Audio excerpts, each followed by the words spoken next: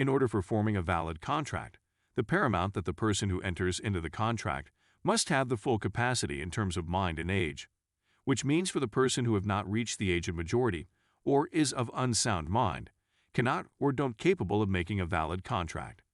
These cases being provided under the Section 11 of the Contracts Act 1950, which is being, quote, every person is competent to contract who is of the age of majority according to the law to which he is subject, and who is of sound mind, and is not disqualified from contracting by any law to which he is subject.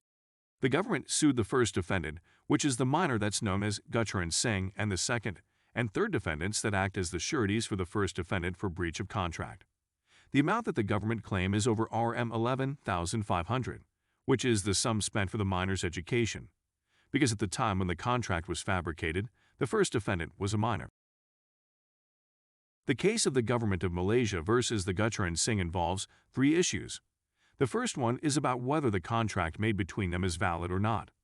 The second one is the issues regarding whether the first defendant is liable on the claim for necessaries. The last one is whether the amount claimed or payable is reasonable and accepted regarding the case between the government and GUCHARAN Singh.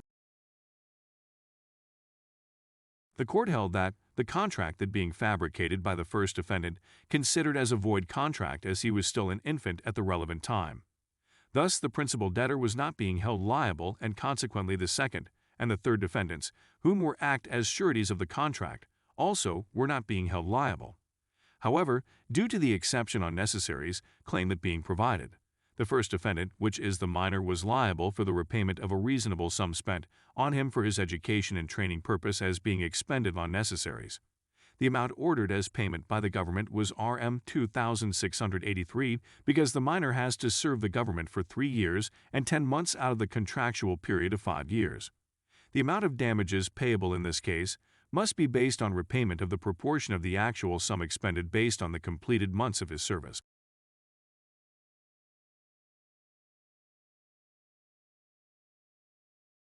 Created using Powtoon.